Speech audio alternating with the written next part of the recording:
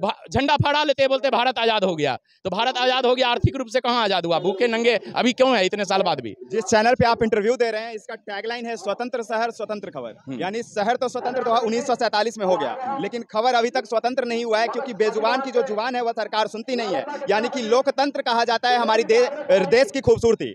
हमारी देश की खूबसूरती है लोकतंत्र, और कहीं ना कहीं लोक जो है वह तंत्र पे हावी हो तब उसकी खूबसूरती ज्यादा बढ़िया है। लेकिन जब तंत्र ही लोक पर हावी हो जाए तब क्या होगा? पहले देश और लोकतंत्र। देश हम जहां तक समझते हैं खाली मिट्टी पानी नदी का नाम नहीं है, देशवासी का नाम है। व्यवस्था वो है जो 100% देशवासी के लिए हो, 5% अंबानी अडानी के लिए नहीं हो।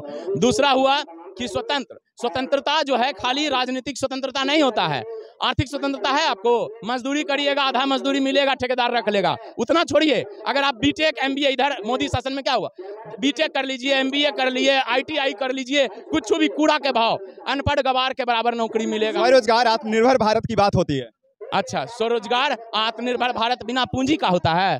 पूंजी कौन देगा? 15 लाख दिया मोदी। ट्रेन से ज्यादा पलायन किया है बिहारी बिना युद्ध का। बिहारी पलायन करते हैं, जब इस पे सवाल उठता है तो उन्हें बुरा अंजाम दिया जाता है। देखिए, मैं मनीष कश्यप को सही में सलाम करता हूं, इतना अच्छा वो काम किए कि मैं जितना प्रशंसा करूं कम है। लेकिन एक गलती क्या कर दिए कि राजनीतिक उद्देश्य पहले वो छलका दिए, इसमें लोग भड़क गया। ठीक है,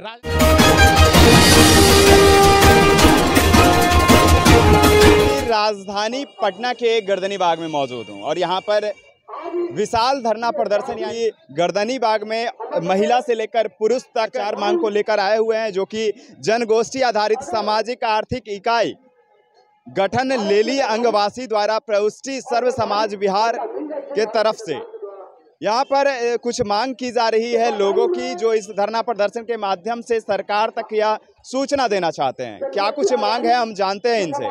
क्या क्या मांग है आप लोगों का? मांग हमें, हमारा और हमें हर एक नैतिकवान लोगों का होना चाहिए कि देश या दुनिया आखिर कैसे चलेगा, प्राउत व्यवस्था से क्यों हम लोग मांग कर रहे हैं, ये जानिए। पहले जो व्यवस्था है उधर से व्यवस्था में अभी जो है स्थिति, उस स्थिति में क्या है, कुछ भी लोकतंत्र नहीं चल रहा है, 0% लोकतंत्र। कैसे कि हम लोग का मांग है नीति और नैतिकता। ये जब तक नहीं होगा कोई भी समाज नहीं चलेगा। ना कोई पार्टी के पास भारत को विकसित करने का या अर्थव्यवस्था का नीति है, और न नैतिकता है। संसद में कितने नैतिकवान लोग हैं दिख रहे हैं आपको? पहले नेताओं का एक क्राइटेरिया हो जिसमें नैतिकवान लोग को ही टिकट मिले, दूसरा एक नीति हो। आप ही बताइए, किसी पार्टी के पास आपको देश को विकसित करने का नीति दिखता है क्या? कोई आर्थिक नीति?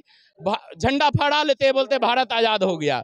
तो भारत आजाद हो गया, आर्थिक रूप से कहाँ आजाद हुआ? भूखे नंगे अभी क्यों है इतने साल बाद भी? जिस चैनल पे आप इंटरव्यू दे रहे हैं, इसका टैगलाइन है स्वतंत्र शहर स्वतंत्र खबर। यानी शहर तो स्वतंत्र तो 1947 में हो गया, लेकिन खबर अभी तक स्वतंत्र नहीं हुआ है, क्योंकि बेजुबान की जो जुबान है वह सरकार सुनती नहीं है। यानी कि लोकतंत्र कहा जाता है हमारी देश की खूबसूरती। हमारी देश की खूबसूरती है लोकतंत्र, और कहीं ना कहीं लोक जो है वह तंत्र पे हावी हो तब उसकी खूबसूरती ज्यादा बढ़िया है। लेकिन जब तंत्र ही लोक पर हावी हो जाए तब क्या होगा? पहले देश और लोकतंत्र। देश हम जहां तक समझते हैं खाली मिट्टी पानी नदी का नाम नहीं है, देशवासी का नाम है। व्यवस्था वो है जो 100% देशवासी के लिए हो, 5% अंबानी अडानी के लिए नहीं हो। दूसरा हुआ कि स्वतंत्रता जो है खाली राजनीतिक स्वतंत्रता नहीं होता है, आर्थिक स्वतंत्रता है। आपको मजदूरी करिएगा, आधा मजदूरी मिलेगा, ठेकेदार रख लेगा, उतना छोड़िए। अगर आप बीटेक एमबीए, इधर मोदी शासन में क्या हुआ, बीटेक कर लीजिए, एमबीए कर लिए, आईटीआई कर लीजिए, कुछ भी कूड़ा के भाव, अनपढ़ गवार के बराबर नौकरी मिलेगा। स्वरोजगार आत्मनिर्भर भारत की बात होती है। अच्छा, स्वरोजगार आत्मनिर्भर भारत बिना पूंजी का होता है?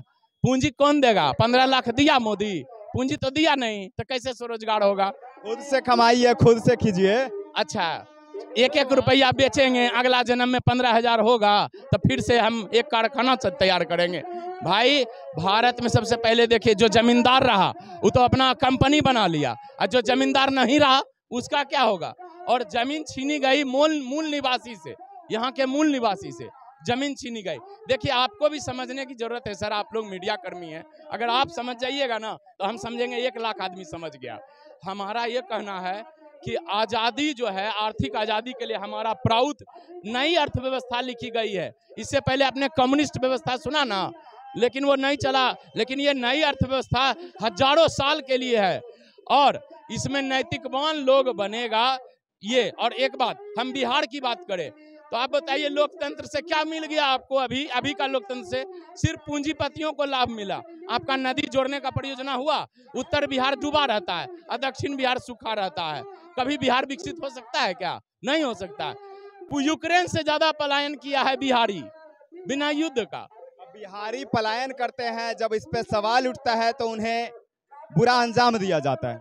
देखिए, मैं मनीष कश्यप को सही में सलाम करता हूं। इतना अच्छा वो काम किए कि मैं जितना प्रशंसा करूं कम है। लेकिन एक गलती क्या कर दिए कि राजनीतिक उद्देश्य पहले वो छलका दिए, इसमें लोग भड़क गया। ठीक है, राजनीतिक उद्देश्य से कोई काम, देखिए आप अच्छा काम कर रहे हैं, अच्छी बात, आपका नियत भी अच्छा होना चाहिए, उद्देश्य भी अच्छा होना चाहिए। वो मीडिया कर्मी बेस्ट थे, इंजीनियर भी बेस्ट थे, लेकिन जरूरी नहीं वो बेस्ट राजनेता बन जाए। कल के दिन वो गलती ना करे। कल उसको बीजेपी वाला टिकट देगा, लार टपका के टिकट ले लेगा। ठीक है, बिना 4 करोड़ दिए मनीष कश्यप लेगा, लार टपका के लेगा। ठीक है, क्योंकि उसका उद्देश्य ही है राजनीति। वैसा नहीं, हम लोग का उद्देश्य नहीं। हम लोग का उद्देश्य है अर्थव्यवस्था, आर्थिक आजादी, हर आदमी को रोटी कपड़ा मकान चिकित्सा ज्ञान मिले। और मैं कुछ रोटी कपड़ा मकान नहीं मिल रहा है, रोजगार मिले। रोटी कपड़ा मकान क्या सबको मुहैया है? तो तब तो एको वो भूखमरी नहीं होता देश में। तो चलिए, इनका जो है एक समुदाय के लिए मांग नहीं बल्कि पूरे समाज के लिए मांग है। और अरे रुक जाइए, मेरा बात को एक समाज के लिए नहीं बल्कि पूरे एक समुदाय के लिए नहीं बल्कि पूरे समाज और पूरे विश्व के लिए इनका मांग है। और यह धरना स्थल से आगाह करना चाहते हैं, उन सभी नेताओं को संदेश देना चाहते हैं कि हमारी बातों को सुने, जो अभाव है जनता को, उस अभाव को पूरा करने का काम करें। आप जो है आए हैं धरना करने के लिए, और क्या कुछ मांग है सरकार से? किस विषय पर आए हैं? अरे हम लोग तो वही किसान आदमी, जैसे है डूब फंस जाता है, यही सब की थोड़ा उसका। आप फंस जाते हैं? अरे वहाँ बिहार नहीं फंस जाता है, उत्तराखंड अपना दक्षिण में हो। बोलो नहीं। उत्तराखंड में फंस जाते हैं आप? नहीं, हमारे घर के खगड़िया। तो कहते हैं कि काम करने जाते हैं कहीं बिहार से अलग प्रदेश में, तो वहाँ पे काम करने में फंस जाते हैं। हाँ, तो फंस तो ठीक है जाता है। यहाँ पर उद्योग नहीं है, बाहर जाते हैं बहू बेटी को छोड़ करके। कोई अच्छा काम है? यहाँ पर उद्योग खोला जाएगा, कृषि आधारित उद्योग खोला जाएगा यहाँ पर। वहाँ आजादी से अगर बाहर भी चले जाते हैं तो आजादी से काम कर पाते हैं या फिर नहीं? नहीं, आजादी से कैसे काम करेंगे? परिवार हमको यहाँ है, हम रहते हैं वहाँ। आजादी हुआ कि गुलामी हुआ? गुलामी हुआ। तब मतलब भारत जो है स्वतंत्र है, लेकिन गुलामी अभी तक है। गुलामी अभी तक है। आर्थिक स्वतंत्रता नहीं मिला है, इसलिए यह गुलाम है। सिर्फ मुंह से गुलाम मिला है, गुलामी मिला जी, स्वतंत्रता मिला है और लेकिन लिखित नहीं, अर्थव्यवस्था के साथ नहीं मिला है। वो अर्थव्यवस्था अब लेंगे हम लोग। मतलब आप लोग स्वतंत्रता तभी मानेंगे जब तक कि आपके घर में किसी तरह का कोई रोजगार न हो जाए। मतलब रोजगार जब तक नहीं मिलेगा तब तक आप लोग आर्थिक रूप से सुदृढ़ नहीं होंगे और ना ही आप स्वतंत्र हो पाएंगे। जब तक पूंजीवाद खत्म होकर एक नई व्यवस्था नहीं आएगा, सारा चोरी डकैती छीना झपटी बलात्कार हत्या नेतागिरी सबका कारण है पूंजीवाद। नेता से ज्यादा गंदा है ये पूंजीवाद, जो नेताओं का बाप बन चुका है। क्या कहना चाह रहे थे आप? हम यही कहना चाह रहे थे कि बिहार के मजदूर जहाँ जाते हैं उनको काम तो मिलता है, लेकिन उसको है नजर से देखा जाता है, अपमानित किया जाता है, प्रताड़ित किया जाता है। हाँ, प्रताड़ित माने कि उसको मानसिक प्रताड़ना दी जाती है, उसको एक भैया कहा जाता है, उसको एक जो है नीच दृष्टि से देखा जाता है। हमारे राज्य में अगर काम मिलेगा हम लोग बाहर नहीं जाएंगे। हमारे राज्य में भी जो है रोजगार पे, जब बिहार में जब रोजगार पे सवाल उठता है तो कहीं ना कहीं उनका अंजाम क्या होता है आप देख रहे हैं। जी हाँ, तो यही तो है, रोजगार के में बरकरार देती है सरकार सब हाथ को काम नहीं दे पाती है। जो 5 मूलभूत समस्या है, स्वास्थ्य, शिक्षा, रोटी, कपड़ा, मकान, ये जो 5 है वो आम गरीब को चाहिए, लेकिन पूंजीपतियों ने इस तरह से जकड़ा जो अपने हाथ में लेकर के आम गरीब को धकेला जा रहा है, दलदल में फंसा करके। कपड़ा नहीं मिल रहा है क्या? कपड़ा मिल रहा है सरकार, भोजन नहीं मिल रहा है, भोजन मिल रहा है सरकार, स्वास्थ्य का सुविधा ऐसा मिल रहा है कि आप देखिए रहे हैं, आपसे अच्छा कौन जाने। चौथा स्तंभ है, दिल पर हाथ रख के बोल दीजिए कि ये नंगा नृत्य जो कर रहा है कौन कर रहा है? सब कर रहे हैं। क्या आप एक थोड़ा सा सुई भी, अगर थोड़ी सी सुई भी अगर आप बनाते हैं तो आप रेट निर्धारित करते हैं। किसान गेहूं कहता है मुफ्त में अनाज देते हैं, कहता है ना मुफ्त में अनाज देता है, अपने बाप घर से अनाज लाता है। कौन देता है मुफ्त में अनाज? अभी सब कह रहा है कि मोदी दे रहा है मुफ्त में अनाज, अपने घर से लाता है। महंगाई कितना चला गया? महंगाई चल रहा है, उस पर आप जो आप जीएसटी कर रहे हैं, सारा चीज कर रहे हैं, आप केंद्रित एक जगह केंद्रित क्यों कर रहे हैं? मेरे रुकेगा कैसे? चलिए, आप क्या कह रहे थे? हम मगहिया समाज से हैं। बिहार में जाति पाति का सरकार नहीं चलेगा। हम जितना भी मानव हैं, एक चूल्हा एक चौका। और जातीय जनगणना नहीं हुआ क्या?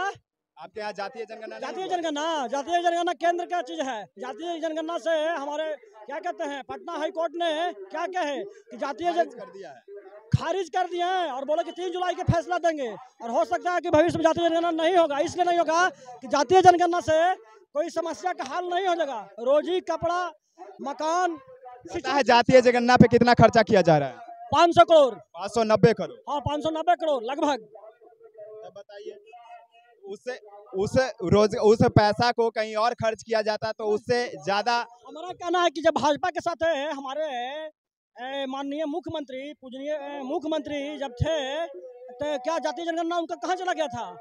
कल बोलते थे कि लालू जी के साथ हम अलगे थे, डिवाइडेडकरण था, और रामविलास पासवान अलगे थे और नीतीश कुमार अलगे थे। तो क्या इन्होंने कल बोलते थे कि जंगल राज, और जंगल राज के साथ क्यों मिल गए? आज का जंगल राज नहीं है, आज तो जंगल राज है, महाजंगल राज है। कैसे देखिए, सब मिल गए। जो कल बोलते थे कि जंगल राज लालू जी के बारे में, और वही लालू जी के बारे में चाचा भतीजे सब मिल के महाजंगल राज कर रहे हैं। जंगल राज कहने वाला बुरा है, जंगल राज नहीं है बल्कि बदलाम राज है। यहाँ को भ्रष्टाचारी जब तक नहीं मिटेगा तो यहाँ कोई कल्याण नहीं है।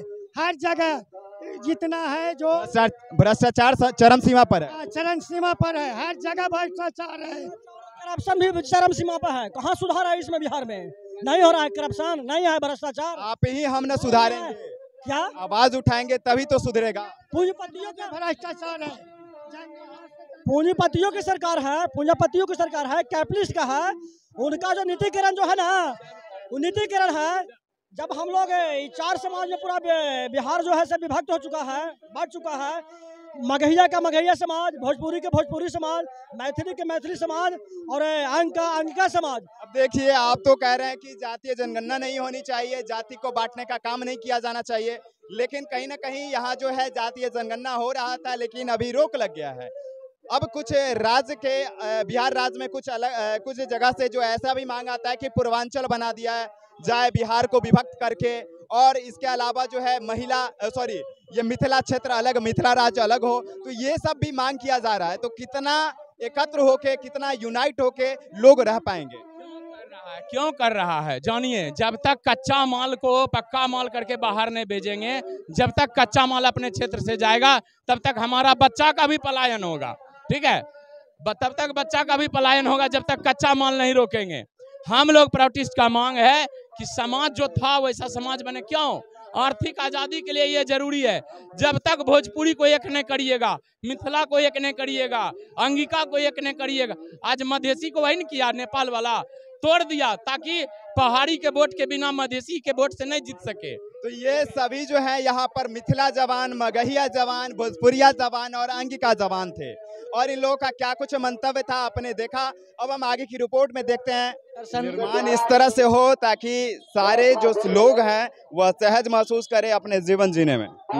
ये हमारी जो प्रौद्ध व्यवस्था है वह हर जीवों के लिए है, केवल मानवीय के लिए नहीं। हम लोग का विचार है हिंदू मुस्लिम सिख ईसाई ये सब धर्म नहीं है भाई। न कोई हिंदू, न कोई मुस्लिम, न कोई सिख ईसाई है। हम सब पृथ्वी ग्रह के मानव आपस में सब भाई है। हमारा सिद्धांत बहुत बड़ा है, सर्वजन हिताय सर्वजन है, वसुधैव कुटुम्बकम है, अतिथि देवो भव। पूरे दुनिया का अपने भाई बंधु मानते हैं। और जो छोटा सेंटीमेंट है, जो मजहबवाद है, है। जैसे हिंदू है तो वो कहते हैं कि गाय को नहीं मारना चाहिए, हम कहते हैं किसी जीव को नहीं मारना चाहिए, सब जीवों पर दया होना चाहिए।